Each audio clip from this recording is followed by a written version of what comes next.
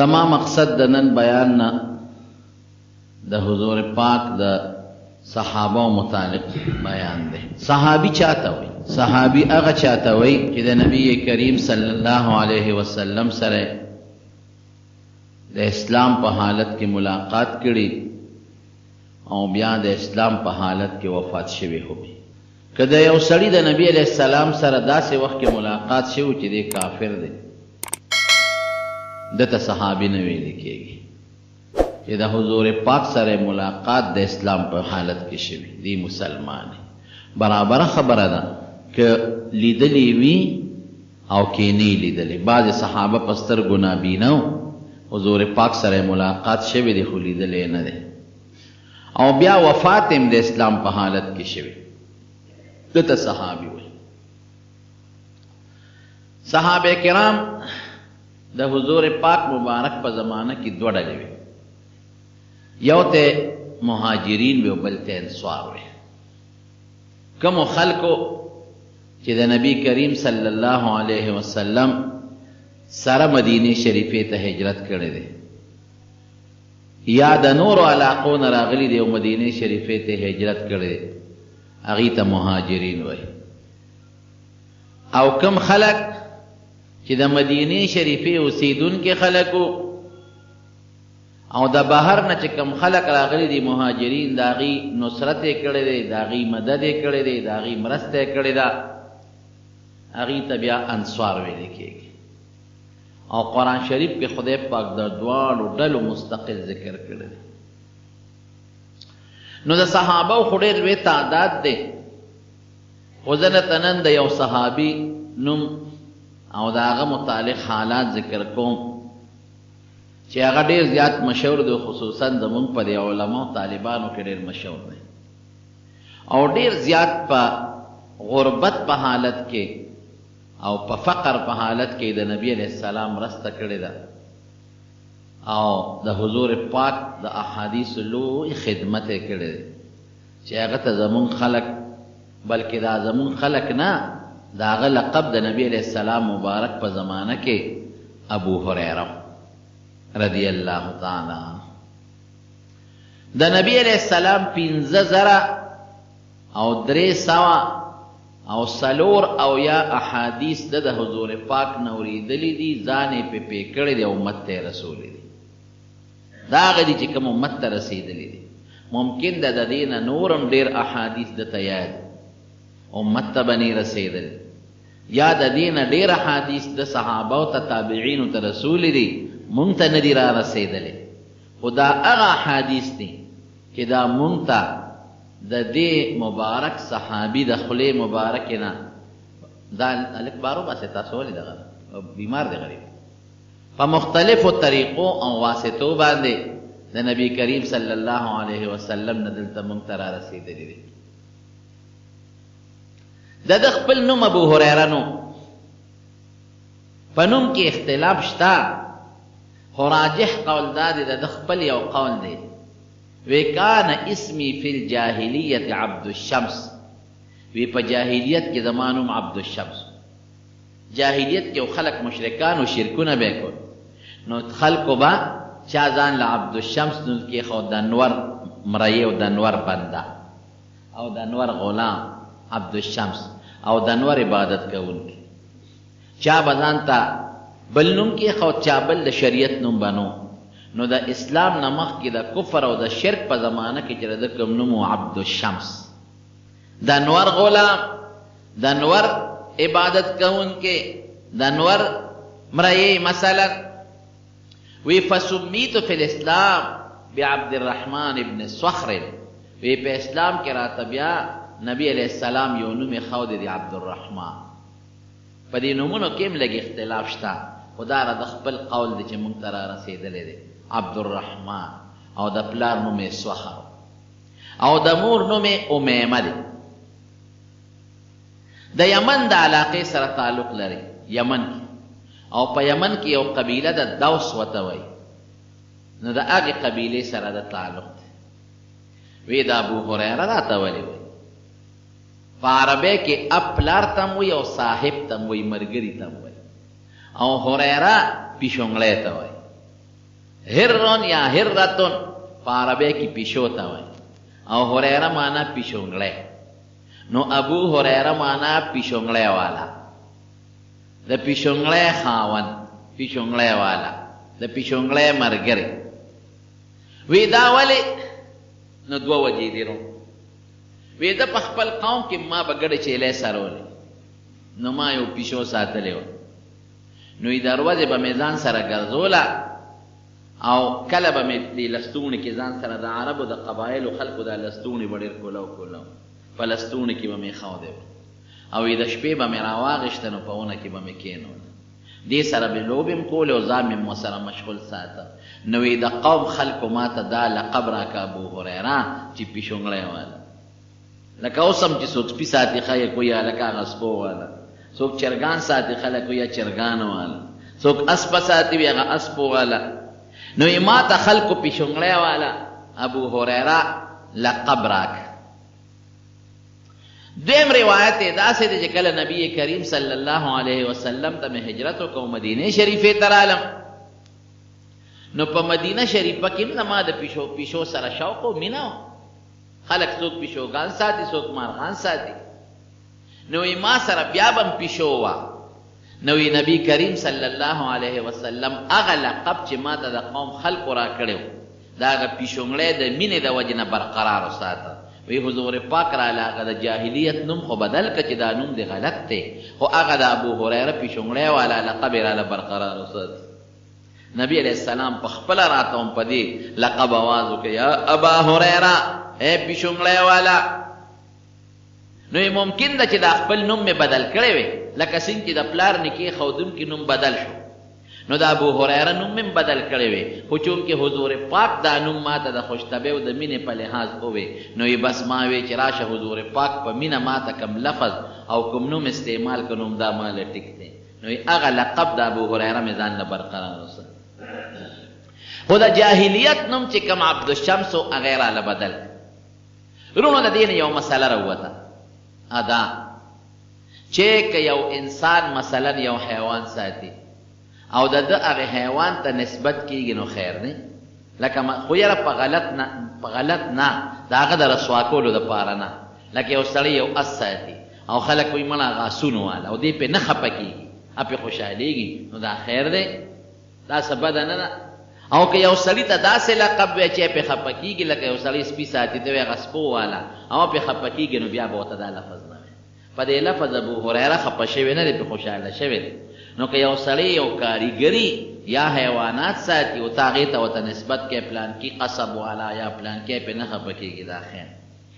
دویم ته یو مسله دا راووته چې د جاهلیت د زمانې خراب نوم که چا څوک پې مشهوري یا پلار نیکه ښې به بدلی، لکه د نوم عبدالشمس نور والا، د نور عبادت کوونکی، نو دا خو خراب نوم دی، د شرک نوم دی، دا به بدلی. نبی علیہ السلام وی نه ته خو د نور مرایې نه، ته خو عبدالرحمن د رحمان مرایې، ته خو د نور دغه نه عبادت کوونکی، ته خو د رحمان عبادت کوونکی. نو هغه نوم یې والا بدل که ښکلي نوم یې والا کېښود. نو اوس هم مسلمان ته به خراب نوم نه اخلي، او که چا ځان له خراب نوم یې ښودي، د ګناه نوم یې ښودي، نو که څوک پې پی شو نو فورا دی والا بدل کړي. دا نوم بدلول پکار دی. د دې اسلام څنګه شو؟ د ده د قبیلې یو سړی و طفیل یې نوم و، طفیل ابن عمر دوسي. هغه د قوم سردار و مکې مکرمې ته تللی. نو چې مکې ته لاړ، د هغه زمانه و چې حضور پاک مبارک په مکه مکرمه کې، نو د نبي علیہ السلام خلاف د مکې خلکو پراپیګنډې شروع کړی. نو د بار نه چې به کم خلک راغلل، نو د مکې خلکو به کوشش کوم چې دوی د نبي علیہ السلام سره ملاقات ونه شي او د هغه خبرې به ونه ري. ولې هسې نه که د نبي علیہ السلام سره ملاقات وشو خبرې اوري مسلمانان به شي. نو دا طفیل ابن عمر دی وی چې زه مکې ته رالم، دی خو چونکې د یمن د قبیلې سردار و، د مکې سرداران ویسې نه دی مسلمان نه شي، ټول قوم به مسلمان شي. نو دی یې کېنم وی طفیله زمونږ په کلي کې یو سړی پیدا شوی او د پلار او د زوی او د ښځې او د خاوند په منځ کې لوی دشمنۍ جوړې کړي او نوې عقیده خورئ او لوی جادوګر دی. ګورې پام کوه هغه سره کېننې او هسې نه د هغه خبرې دومره کلک جادوګر دی که د هغه خبر عوام ستا غوږ له راوړه نو ستا به ځان سره ملګري او لوی دشمنی کې به دې واچي. نو دی وایي چې هغې راته دا خبره وکړه، نو ما په غوږ کې مالوچ ومنډه چې هسې نه په لاره ځم او په تیر کې چېرته د دې هلک دا خبرې مې غوږ لا واورونې او راده ملګری نه شم. وی ما ته وښو چې دغه هلک دی. وی یو ځل د بیت الله خوا کې روانو او حضور پاک مبارک د بیت الله خوا کې مونځ کوه. وی ما وی چې ته خو د یو قوم سردار د یمن، ته قمقل نه هوښیار او زمانه قابل شاعرم بل څوک نشته او زمانه په خبرو کې ماهرم بل څوک نشته او د قوم جرګې کوم صلح روغې کوم، نو زه به غوږونو کې مالوچ منډم، ما څوک خطا کولی شي؟ راشه ته دې هلک دا خبرې واوره چې دا دې څه وایي، ما څوک نشي خطا کولی. ویا مالوچ مې خوا غورځو. وی نبی علیہ السلام مونځ کو او مونځ کې قرت په زوره کو د بیت الله په خوا کې. نو یې ما هغه خبرې واورېدې. وی چې مې واورېدې نو یې خوند یې راکړ چې نبی علیہ السلام د مانځه نه اوزګار کړم رالم ورسره کېناستم. نو ما ته یو څو تپوسونه وکړل او بیا نبی علیہ السلام مبارک د قرآن شریف د یو څو آیتونو تلاوت راته وی ټوله قصه مې ورته وکړه. وی ما وی چې دې خلکو خو د دې حق د اورېدو نه منې کولم. وی قسم دی چې حضور پاک تلاوت کو زما زړه کې لارې جوړېدې، زما زړه په بل طرف روان شو او چې کېناستم قرآن مې واورېد. وی مې چې دې خلکو خو ته د حق نه منې کول دا څه دي؟ وی بس فورا نبی علیہ السلام په لاس بیعت وکړو، خدای پاک اسلام ور نصیب کړ. چې دې مسلمان شو، حضور پاک لومبۍ زمانه و سخته ورو، نو دته وی دته خپل وطن ته لاړ شه او هلته د اسلام دعوت چلاوه او چې کله مونږ مضبوط شو نو بیا به راځې. نو دی لاړ خپل وطن، نو خپل پلار له دعوت ورکړه، هغه انکار وکړ. زوی له نور قوم له رشته دارانو دوستانو له دعوت د اسلام ورکړه، خو څوک یې ملګري نه شو، قوم ټول مخالف شو. نو دی واپس راغی مکې ته، نو حضور پاک سره میلاو شو. وی صاحبه زما قوم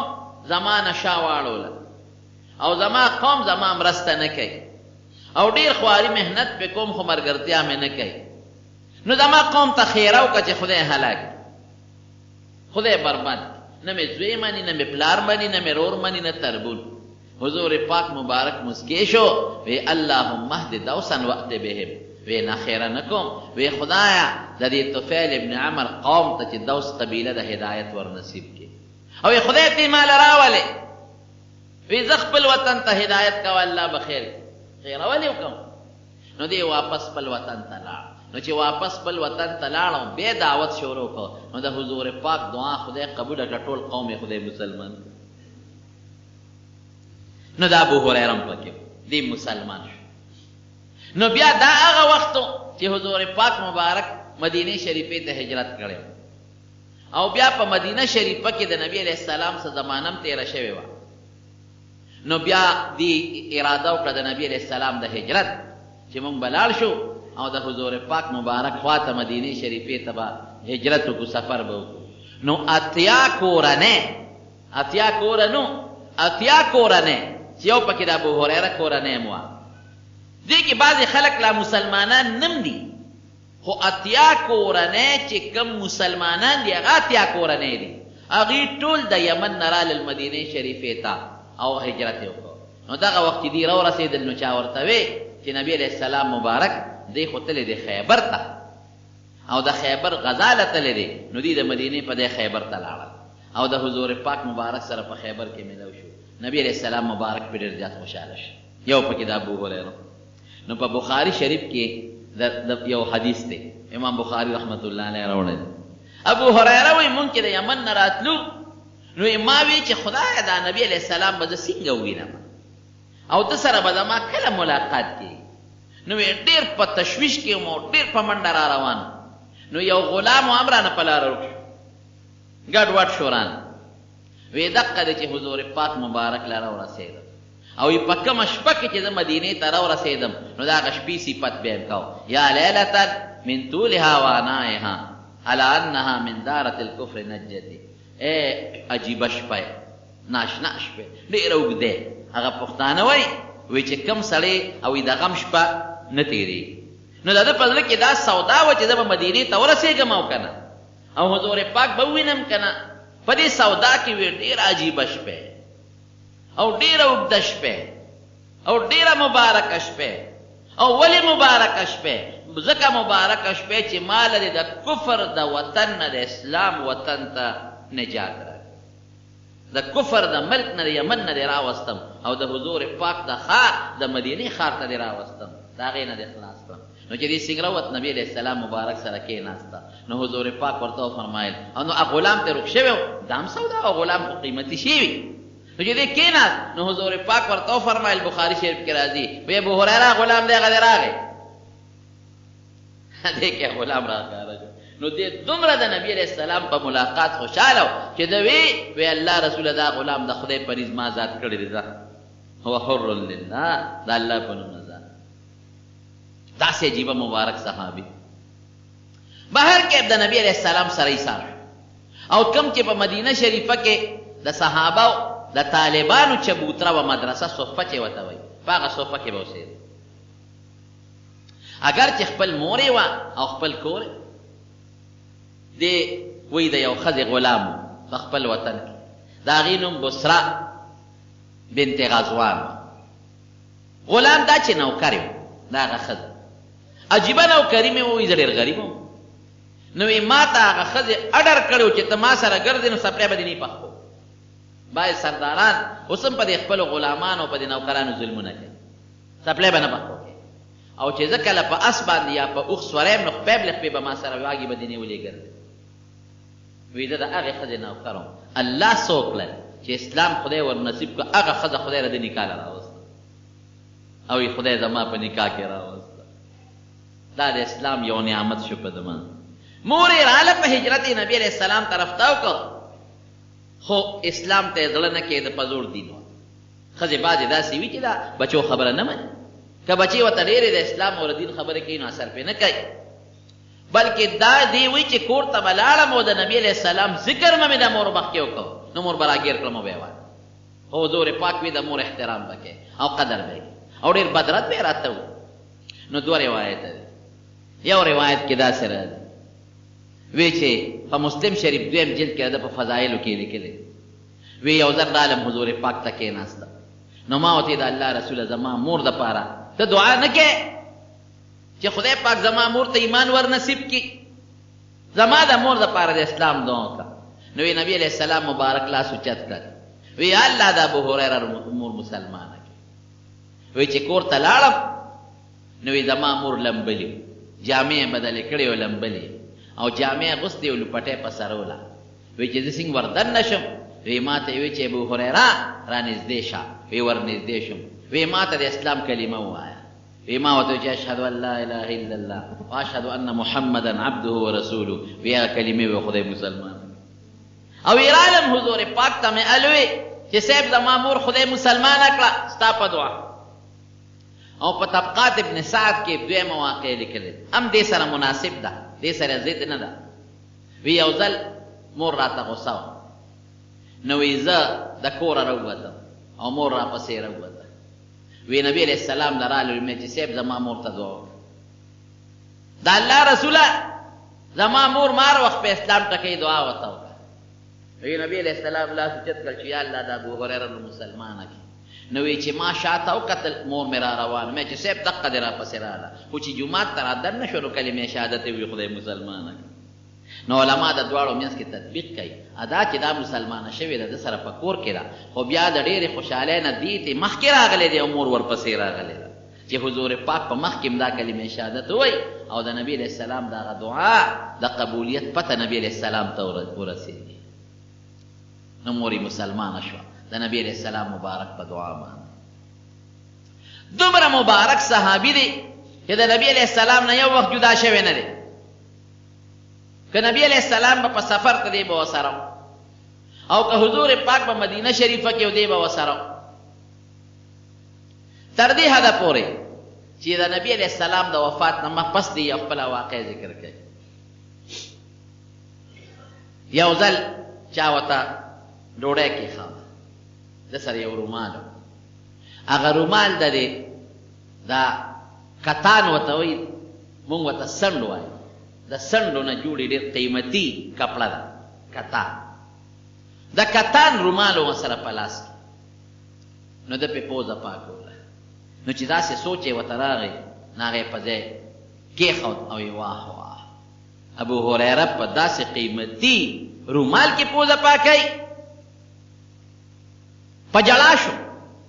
نو چا ورته وی ولې جاړې؟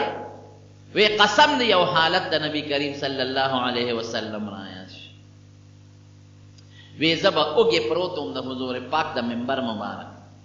او د نبی علیه السلام د کوټې مبارکې په منځ کې اوږې به وی بېهوشه به پروت وم. نو یې خلک به رالل زما دې سر له بیلتې ورکولې. اوس هم چې څوک لیوني شي دا خلک شاټونه ورکوي. وی خلکو به وی چې ابو هریره لیونی دی. وی زما دې قسم په خدای چې زه به لیونی نو وی د لوګي د لاسه او بېهوشه پروت داسې وخت په ما تېر شوی. وی یو ځل ډېر زیات اوږې و د څو ورځو اوږې او په دې خېټه مې ځان له کاڼي تړلې د درد د وجې. نو د جومات نه چې به کومه غټه لار باندې خلک کورونو ته تلل نو په هغه لار کې کېناستم. وی په دې خیال کېناستم که د چا را باندې رحم راشي او کور ته مې بوځي او ډوډۍ راکړي. صحابو خو به سوال نه کوو، سوال به ګناه ګڼل او سوال دې هم ګورې حرام ګناه ده. وی په لویه لار کېناستم دی کې حضرت ابوبکر صدیق راغی. وی ما ته د یو آیت تپوس وکړ چې په دې آیت مې پوه کړه. وی ما له هغه آیت راته وی زما مطلب دا و چې دی به ما ته متوجه شي او زما د مخ ته او د شکل ته به وګوري نو ما به کیدی شي کور ته بوځي او ډوډۍ به را باندې وکړي. خو یې هغه را باندې نیغ تېر شو پروا ونه ساته. او بیا ابوبکر وی څه ونه ما څنګه بوتلې. وی دې کې حضرت عمر فاروق رضی الله عنه را پیش شو. وی د هغه نه مې دا یو آیت تپوس وکړ. وی قسم دی چې ما له راته خو ما چې دی به ما ته وګوري او زما د مخ ته به وګوري او شکل او د لوګي ته ما به کور ته بوځي. وی هم تېر شو پروا ونه ساتله. وی دې کې نبی کریم صلی الله علیه وسلم را وی چې ما ته وکتل. وی ابو هریره وی مې چې ابو هریره وی الحق راځه ما پس را باندې پوه شو. وی کور ته یې بوتلم. چې کور ته یې څنګه بوتلم نو وی کور یې تپوس وکړ چې د خوراک څه شته؟ وی بیبي ورته وی چې او یو جام پیش ده فلان کې ستا دپاره په تحفه ډالۍ کې را لېږلی. وی ما ته وی چې ابو هریره ورشه او د صفې چې څومره طالبان دي ټولو ته اواز کا. وی ګیله مې پیدا شوه چې صاحب وږي زېمه خېټه مې درد کوي او دا د صفې خلک په ما راغواړي او بیا مې وی چې دا یو جام د ټولې صفې د خلکو دپاره څه شی دی؟ زه بس خوش قسمته هغه دی چې وړومبې په لاس ورشي. ټول غریبانان به وږي. دا یو چبوتره وه د جومات سره خوا کې د جومات نه مشرق طرف ته نو هغې کې یو سپر بره جوړ شوی ده څانګو. نو وی چې دا شا د کجورو به کجورې وکړې نو صحابو به هغې یو غونچک پرې کړه وروړو بره به یې ویزان. نو صحابه چې به وږي شو نو چوکه به یې راواغېشته غونچک له به یې ټس ورکړه نو د هغې نه به دوه درې دانې راوغورځېدې په هغې به یې خپله ګزاره کوله. خو د کجورو سیزن خو همیشه نه کله کله نه کوي. دغه زمانه کې سم ورشه اواز کا. وی ګیله مې پیدا شو مې چې خدایه صوفه کې خو 300 او یا 200 کسان موجود دي. دا جام څه شی دی چې دا خو د پیغمبر علیه السلام د خبرې د منلو نه خو خلاصېدو هغه به مې خامخا منله. وی لاړه. وی ما ورته وی چې راشي نبي علیه السلام هم غواړي. وی ټول لاړل کېناستل. وی چې کېناستل ما ته وفرمایل چې ښي طرف نه شروع. وی په دې پوه وم چې نبی علیه السلام به ساقي زیم تقسیمونکي به زیم ځکه په مې راغواړه او دا هم راته پته وه چې کوم سړی تقسیم کوي هغه اخر کې څکي. نو مې چې زه قصه مې اخر کې ده پته نه لګي چې څه به پاتې شي او که نه به ځي. او قانون ګورې وروڼو دا دی چې یو سړی په چا یو شی تقسیموي د ښي طرف نه دی شروع او دا هم قانون دی چې د چا په لاس تقسیم کوي نه به مخکې شروع نه کوي او په اخر کې شروع کوي. دا هم د دین مسله ده. وی خیر جام مې غړومبي له ورک وی هغه وسته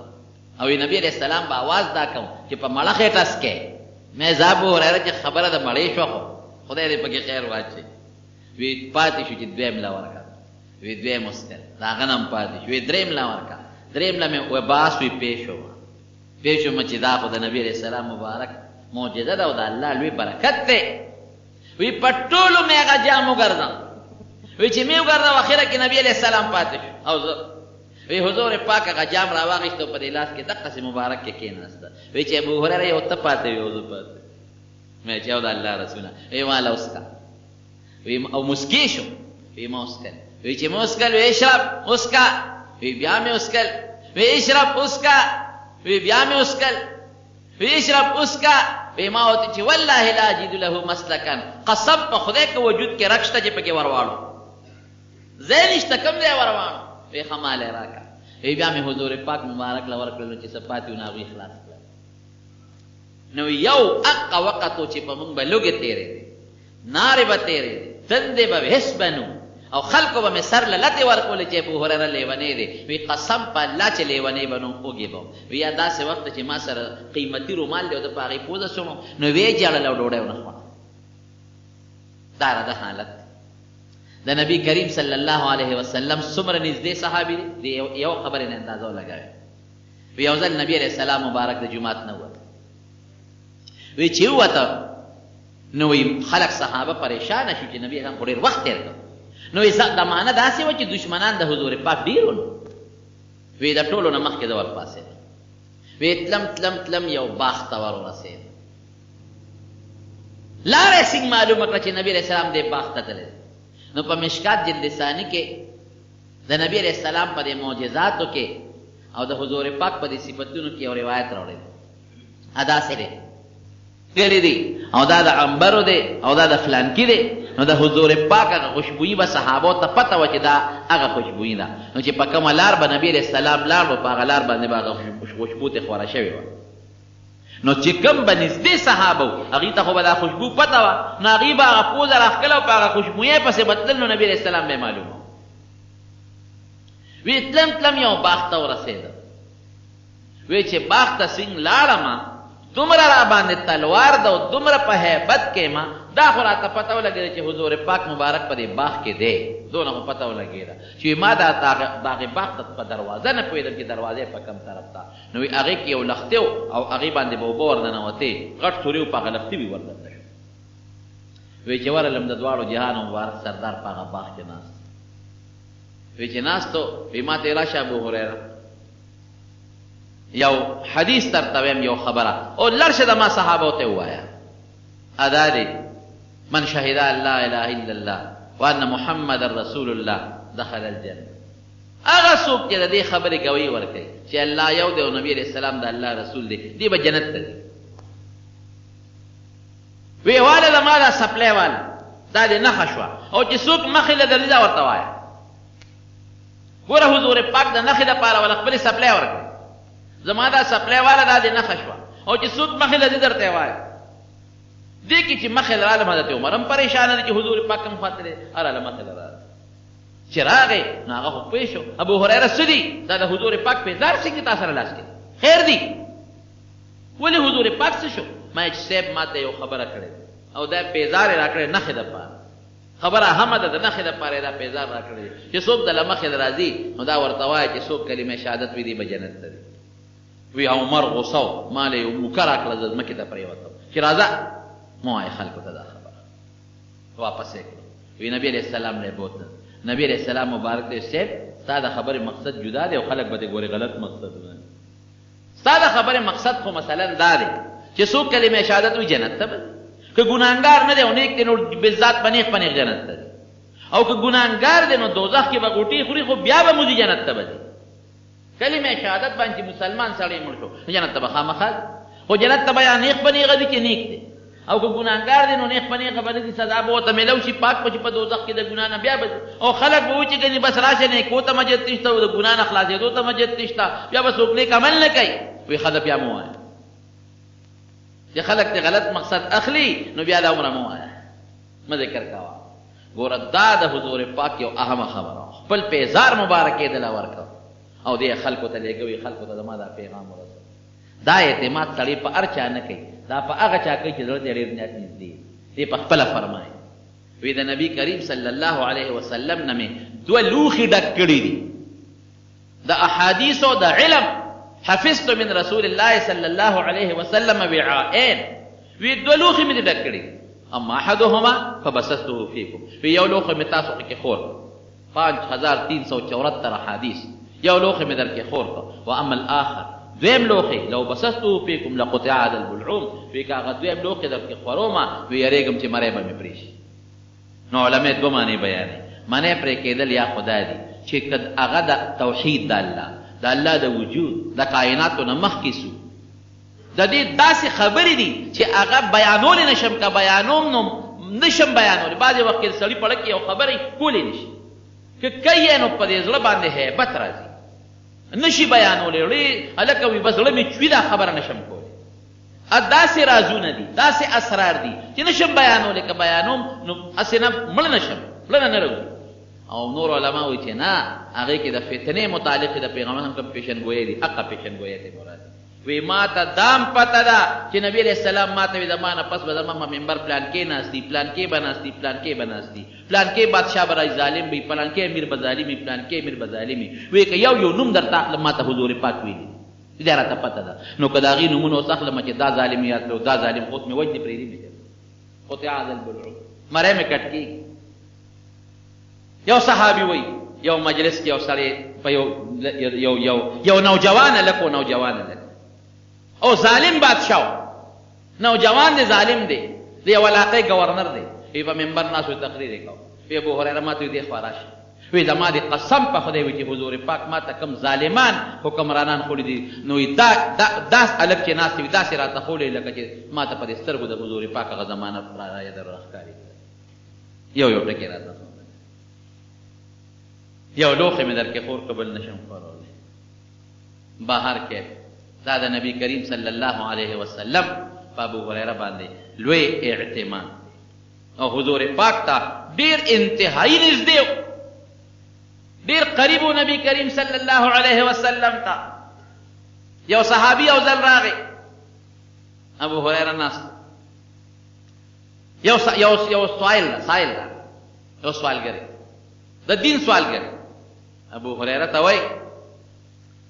وی دا ته تاسو کوی دا سړی څوک ناست چې دا خلک ته تاو وی دا ابو هریره د پیغمبر علیه السلام صحابي دی ورغه کې نسو د دین دا سوالګری مجیبه وی تا ابو هریره وی دا د پیغمبر علیه السلام نه حدیث اوریدلې دی وی ستاسو د الله په ذات قسم ما د حضور پاک یو داسې حدیث وایا چې تاسو مخ په مخ اوریدل او داسې حدیث راته وایا چې ستاسو د حضور پاک په میانس کې بل څوک نو تا هغه یوازې ناست وي او داسې حدیث راته وایا چې تا د پیغمبر علیه السلام نه یاد کړي دي وي او ځان دې پې خپې کړي ورسونه قیدونه ولګو چې تا ته په خپل اورېدل ستاسو د هغه په میانس کې بل څوک وي نه او یوازې دواړه ناست یې او تا ښه یاد کړي او ځان دې پې پې کړي چې دا خبره یې وکړه نو دې څه وایي متوجه شو ورته وی ښه وی زما یې د الله په ذات قسم وی ما د حضور پاک مبارک نه په دې مخامخ کوټه کې یو حدیث اورېدل ګوتې ورته ونیول او وی زما د حضور پاک نه علاوه بل څوک نو یو هغه یو زوم او وی ښه مې یاد کړی دی او ځان مې پې پې کړی دی او دې کې یو چغه واله بېهوشه شو بېهوشه شو هغه سوالګري ته خلکو وی نیکبخته ست ناشنا مسله دې راوړه زموږ استاد باندې څه چلو بېهوشه شو خلکو له تلي لاسونه مګل په هوش کې راغی چې هوش کې راغی بیا وی زما دې د الله په ذات قسمي چې ما د حضور پاک مبارک نه په دقه مخامخ کوټه کې یو حدیث اورېدلی زما د هغه نه علاوه پکې بل هېڅوک نو او ما پې ښه ځان پې کړی دی او اورېدلی مې دی بیا یو چغه کړه بېهوشه بیا چې هوش کې راغی نو بیا دا خبره وکړه نو بیا بېهوشه شو نو چې بیا هوش کې راغی نو بیا څه وایي ای ملګري وی رانږدې شه وی قسم مې د الله په ذات چې په دې مخامخ کوټه کې مې د حضور پاک نه په خپل اورېدلی زه هغه یک په تنها ناست او مې پې اورېدلی مې یاد کړی مې دی او حدیث څه دی دا چې د قیامت په ورځ به درې کسان الله به ځان ته را مخامخ کړي یو کس به هغه څوک چې الله ورله ډېر زیات مال ورکړي نو الله به دې تپوس وکړي ما خو مال درکړی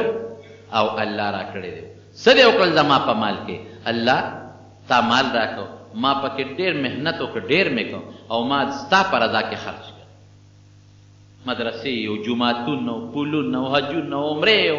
هر څه مې کړي ستا په لار کې مې خرڅ کړي کونډې ورنډې هر چا سره مددونه مې کړي الله کړي مې دي وی رب العالمین به وفرمایي کذبته دروغ دی وی وی فرشتې بټ ولاړي زرګونه ځکه الله دربار کې خو د فرشتې دي لکونه وی ټولې فرشتې به مو چې کذبته دروغجنه دروغ دی وی الله به فرمایي اے بنده بالکل د مال خرج کړی دی ډېر دې خرج کړی دی خو زما د رضا دپاره نه لیقال انک جواد دې دپاره چې خلک وایي دا پلان کې سخي دی دې دپاره ما دپاره نه چې الله خوشحاله شي ریاکارۍ دپاره او هغه نوم دې ګټلی دی څه دپاره چې دې خرچه وکړه هغه نوم دې وګټه هغه ثواب دې دنیا کې حاصل کړی دی دلته اسم نشته وی الله به حکم وکړي فرشتو ته سپېمو کې ورته زنځیر واچوي پړ مخې جهنم ته وګورئ دویم کس ته به دې خوا راشه تا څه کړي دي تا له خو ما پویه در کړې قرآن مې در کړی یا الله ما به قرآن لسته کړ دروازې به مې لسته د شپې به مانځه کې تلاوت کو عمل به مې کو اوږد اوږد رکعتونه منځونه به مې کول وی الله به وفرمایي کذبته دروغ دې وې هغه لکونه کروڑونه فرشتې چې شاته ولټولې به کذبته دروغ دې وې دا دې دپاره دا هر څه کول چې خلک وایي چې دا فلان کې ډېر خشته ښکلی ښکاري دی او ډېر خشته تلاوت دی او ډېر خشته آواز دی دې له نه چې ما پې خوشحاله کې او ما پې رضا کې فرشتو ته حکم وکړي سپېمو کې زنځیر واچوي پړ مخې جهنم ته وګورئ درېیم به هغه سړي وي چې هغه مضبوط وجود الله ورکړي تا له خو ما خسته وجود درکړو طاقتور پویه څه دې کړي الله ما خو ستا په لار کې شهادت وموندل پلان کې جهاد ته لاړم او شهید شم نه مې دې کړی کذبته دروغ دې وې فرشتې به وایي کذبته دروغ دې وې الله به وایي بلکل ته شهید شوې په پلان کې جهاد کې خو ما د رضا دپاره نه چې زه راضي شم دې له چې یقاله فلان جریء چې پلان کې ډېر بهادر دی چې ستا د بهادرۍ شهرت وشي دې دپاره دې شهادت کړی دی سپېمو کې زنځیر واچوي جهنم ته وګورئ نبی ابو هریره وایي چې ما د خپل ښکلي محبوب نه اورېدلی دي چې اولئک الثلاث دا لومبې درې کسان لومبي هغه خلک دي چې جهنم به پې بل شي جهنم ته به خدای هم د ریاکارو هغه عمل لږ ښه دی خو د الله د رضا عمل لږ ښه دی خو چې په دې نیت وکړي چې زموږ نه پې خپل پروردګار راضي شي او چې ډېر عمل سړی وکړي ډېرې پیسې هم سړی خیرات کړي خو ریاکاري وي پکې د الله رضا پکې نه خلک وایي چې دا نیکي وکړه خلک وایي چې دا ثواب یې وګټه نو پیسه هم لاړه تکلیف دې هم برداشت کړه مشقت دې هم برداشت کړه او ورسره دې په اوبو باندې لو شو الله دې خپله رضا نصیبه کړي هر دا وایي چې خدای په چې څونه اعمال موږ لږ کوو که ډېر کوو نو خدای په دې اعمالو ته زموږ نه راضي شي دا لویه خبره حضرت ابو هریره رضی الله عنه د نبي علیه السلام د وفات نه پس د حضرت عمر په زمانه کې هغه ولېږه او د بحرین عامل یې مقرر عامل دا دی چې دا زکاتونه وشونو راغونډئ امیرالمؤمنین ستا حکم دی لاړ بشم نو چې لاړ نو بلا مال یې د بحرین نه عشرونو زکاتونه راغونډ کړل دا شریعت مطابق چې څه فیصله هغه وکړه او حضرت عمر دی حضرت عمر فاروق ورته وایي داسې کار وکړه ابو هریره زه ته مې د بحرین ګورنر مقرر مزاح د بحرین ګورنر شو وایي نه امیرالمؤمنین دا کار نه یم کولی نه ته مې والي مقرر کړې ګورنر وایي نه جي دا کار نشم کولی وایي ولې ته د یوسف علیه السلام نه غوره یې یوسف علیه السلام خو په خپله غوښتې د بادشاهي اجعلني على خزائن الارض اني حفیظ علیم بادشاه ورته وایي تا نه وزیر جوړم وایي ما له وزارت د خزانې راکړه یا د ځمکې د زراعت راکړه زه حفیظ پوه یم یم او حفاظت کوونکی امانتګر یم کرفت نه یم او په خبره پوهېږم او امانتګر ما مقرر نو یوسف علیه السلام غواړي په خپله او ته انکار کې یې ورته زه وایي هغه یوسف پیغمبر و د پیغمبر زوی و او زه ابو هریره د بصره زوی یم فقال د امیمه زوی یم زه ابو هریره د امیمه زوی یم زه د یوسف په شان نه دا کار نشم کولی ولې نشي کولی څومره لوی عالم دی د پیغمبر علیه السلام دا حدیثو وی دې نه یېرېږم چې یو مسله راته زه خو چې والي شم خلک به د مسلو تپوسونه کوي یېرېږم چې یو مسله به نی معلوم چې تا په ناپوهۍ غلط جواب ورنه یېرېږم خلک به راله فیصله راوړي او ما ته پکې د شریعت حکم نه معلوم او غلطه فیصله ونه کوم نو خدای سره بس بیمار دی خلک یې راځي تپوس ته یو هم تپوس ته راځي بل هم تپوس ته راځي نو یو سړی ورته راغی ودرېد ورته ای ابو هریره وی ته خو د نبي علیه السلام محدث او د حضور پاک د حدیثو درسونه دي کړي دي نو زه د خدای نه سوال کوم چې خدای دې روح کا دی ورته څه وی د آخرت په پوله ولاړ یم واپس مې دنیا ته ګرځئ د آخرت په پوله ولاړ یم واپس مې دنیا ته ګرځئ وی زما د خپل محبوب پیغمبر نه اورېدلي چې داسې زمانه به راشي چې خلک به سره زر نه خوښوي او مرګ به خوښوي خدای سره زر نه خو ماله مرګ راکړي او داسې زمانه به راشي چې خلک به رواني په مقبره او وایي به چې افسوس د دې مړي په ځای په دې قبر کې زه خوښ وې نو څه خبره وه. داسې د فتنې زمانه به هغه قبر والا او قبر خاوند والا به هغې پسې بارمان کوي چې د ده په ځای زه په دې قبر کې ښخ وې نو څه خبره وه. پریشانونه خو به بچو زما واپس دنیا ته به وځې نو چې کله کم وخت کې مري نو په ژړا شو. نو دې حالت دی جاړي صحابه هم را دي تپوسونه او دې هم جاړي. نو د صحابه خو باجي به مر چې کله به مړه کېدل نو وصیتونه به یې یو به دا وصیت کو دې خلکو به ورته دا چې کم به مړه کېدل دته به دې خلکو دا وصیتونه کول. وصیت نه پیغام به ورته چې ته لږ ساعت پس پرې د حضور پاک سره ملاقات کېږي زما سلام به بل به وګورې د پیغمبر هم سره ملاقات به دې کېږي زما سلام به رسې بل به د حضور پاک سره به ملاقات لږ ساعت پس کېږي زما سلام به نو ده به جاړل. بلکل د ځن قدن وخت قریب دی چا ورته یې ولې جاړې لږ ساعت پسې د خپل محبوب پیغمبر سره ملاقات کېږي او ته جاړې وی ولې جاړې وی سفر ډېر اوږد دی او سامان کم یقینا په دې خبره سوچ وکړي که یو سړی سعودي ته لاړ شي یو 2 کاله پس به راشي که یو سړی دوبۍ ته لاړ شي یو 3 کاله پس به راشي که یو سړی لندن ته انګلینډ ته امریکې ته لاړ شي یو 4 کاله پس خو به راشي که نه. لیکن چې یو سړی د مرګ په لار ورغی واپس ته راتل شته خبره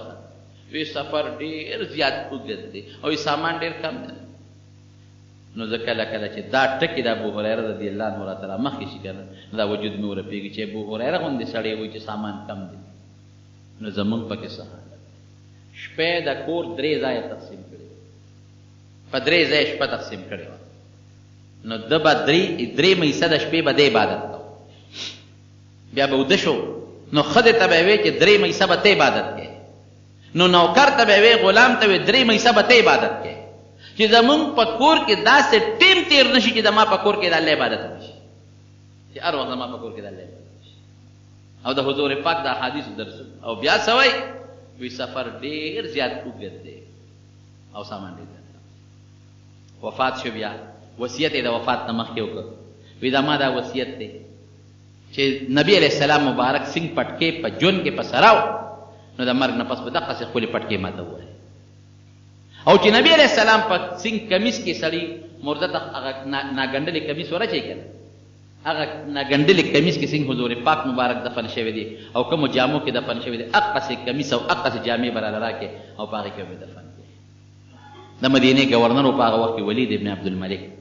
هغه یې جنازه وکړه او په جنازه کې اکابر صحابه کرام عبدالله ابن عمر رضی الله عنه صحابه کرامو شرکت وکړو او د مدینې منورې په مشهور قبرستان کې کوم د خلک جنت البقیع وي په هغه کې دفن شو. دا د حضور پاک دی یو صحابي واقع مې درته ذکر کړ. نبی علیہ السلام مبارک فرمای اصحابی کالنجوم وی زما صحابه د ستورو په شان دي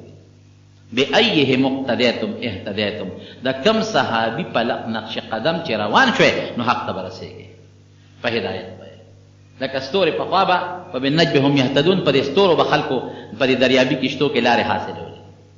ځکه نه خو دا مقناطیسي نظام او نه دا موبایل وي او نه دا نورې قصې پسې وي نو هغې به او دارنګې دا خلک چې به په سفرونو تل په دې دغه کې ځنګلونو کې نو د ستورو نه به یې لارې معلومولي نو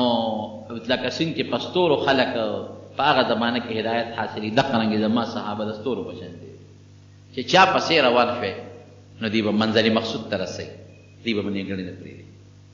بهر کیف دا د یو صحابي واقع مې درته ذکر کړی دپاره چې صحابو په څومره قسم پرسۍ کې دین حاصل کړی او څومره په سختو کې د دین طلب کړی حالانکه چې د دین طلب پکې نه وی نو دې پیسې ډېره په اسانه ګټلی شو مزدوري هم کولی شوه زمینداري هم کولی شوه تجارت هم کولی شو. اوس دا دونه احادیث د چې امت ته رسولې دي دا 5,300 نو ته به چې دا څنګه نو ده نه چا تپوس وکړو وی ستا د پیغمبر علیه السلام سره نورو خلکو په نسبت صحبت او مجلس کم تیر شوی دی او احادیث دومره یاد کړي دا ولې نو دې 2 جوابونه وی یو جواب خو یې دا دی چې زما وروڼه چې 2 قسمه وو یو انصار یو مهاجر وی انصارو په خپلو پټو کې به خدمت کو مهاجرو به خپله دغه کوله تجارت کو او اذا ابو هریره مسکین په یو نوړی مې کار کېده نه تجارت ته او نه ځمکه شته د حضور پاک سره به ناست وم وی هغې به غایب و څوک په پټو کې او څوک په تجارتونو کې او زه به حضور پاک سره ناست وم چې څه به یې به ما اورېدل او دویم څه دویم ټکی و یو ځل په ترمذی شریف کې شته یو ځل مې حضور پاک مبارک ته شکایت وکړه چې صاحب ستانه څه خبره اورم یادېږي مې نه وی ما ته صادر خور کا وی صادر مې خور وی چې خور مې کوي څه کلمات وې او زما په صادر کې چف بل او بیا ما ته وی دا صادر ځان پورې ومګه وی هغه مې خپل سینې پورې ومګه وی زما د قسم په خدای وی کده هغه وخت نه تر دې وخت پورې د حضور پاک یو خبرم زمانه یې رشي چې سوي ویل ټول به مې زمونږ د دین یو لوی اعجاز یو دا چې په هغه زمانه کې داسې حافظې خدای صحابه له ورکړې او تابعین له ورکړې داسې حافظې داسې مضبوطه حافظې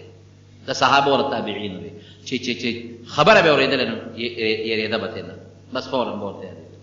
بلکې د صحابه د زمانې نه مخکې د نبی صلی الله علیه وسلم د حضور پاک چې په کم دور کې خدای راولېږي دا ټول خلکو حافظې کافر دی ولی حافظې مضبوط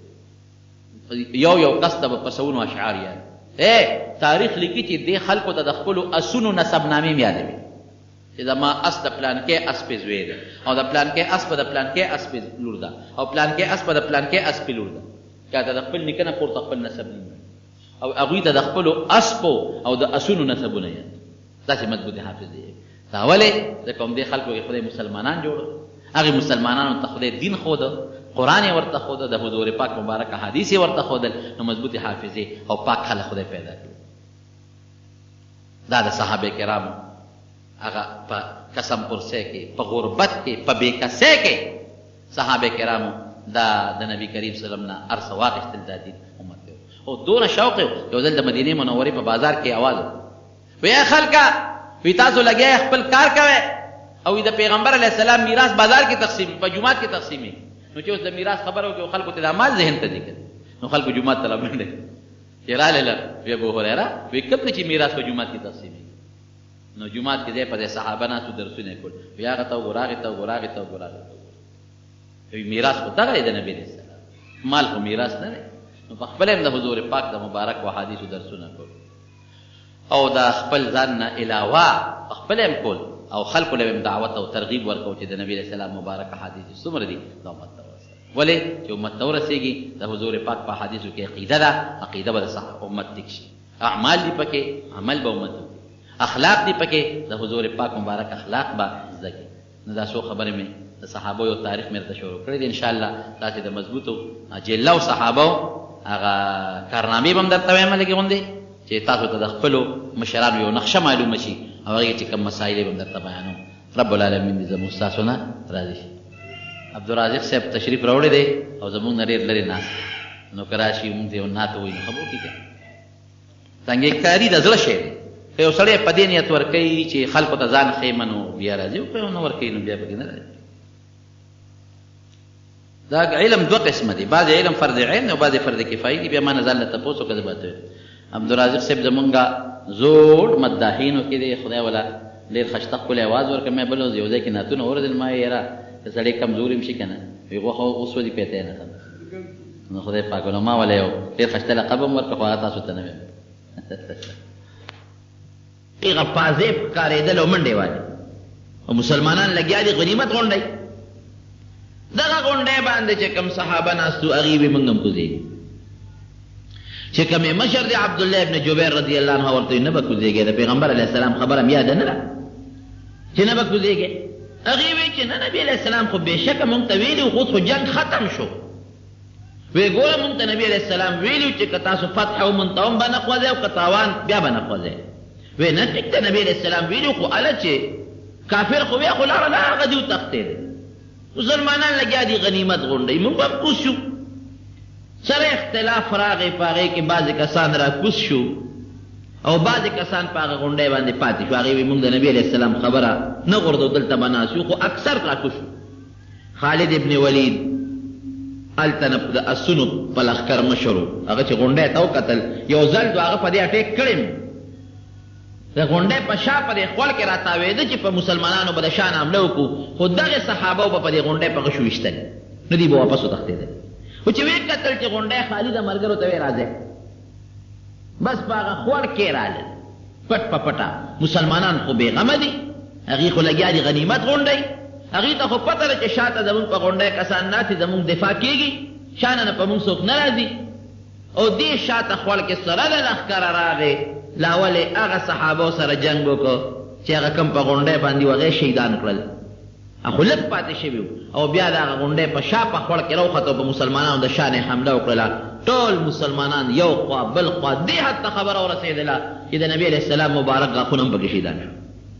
او یا کسان صحابه کرام شهیدان شو جلیل القدر غټ غټ صحابه کرام لکه حضرت حمزه رضی الله عنه غوندې عبدالله ابن جحش رضی الله عنه غوندې مصعب ابن عمیر رضی الله عنه دا جلیل القدر لوی لوی صحابه کرام شهیدان نو دا خالد ابن ولید د حمله د وجه نه چې دې د هغه کافرو د اسونو د لښکر څخه په ساله دا د قومي نښه وه بس او بهادر انتهایی بهادري وه پکې پیغمبر علیه السلام چې کله احد دغه ته حدیبیې ته د خالد ابن ولید نه چا تپوس وکړه وایي تا چې اسلام راوړه نو ستا زړه کې د پیغمبر علیه السلام متعلق څه سوچ راغی چې ته مسلمان شوې وایي ما اله ایمان راوړه وایي چا به په زور ایمان راوړي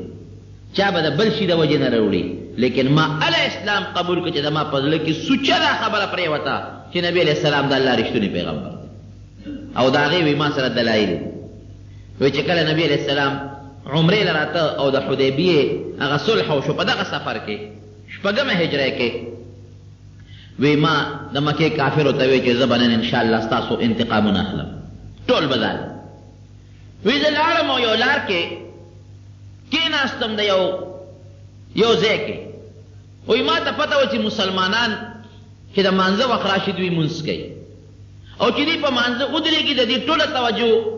بیا مونځ طرف ته نو مرګرو ته مې وی چې د مازدیګر مونځ ته دوی ډېر په دروند نظر مسلمانان ګوري واقعي نبی علیه السلام فرمایي قرآن حکیم کې الله فرمایي حافظوا علی الصلوات والصلاة الوسطى منځونه خو ټولو کې خو ګورې د مازدیګر مونځ چې نه پاتې نشي دا ډېر اهم مونځ دی د مازدیګر مونځ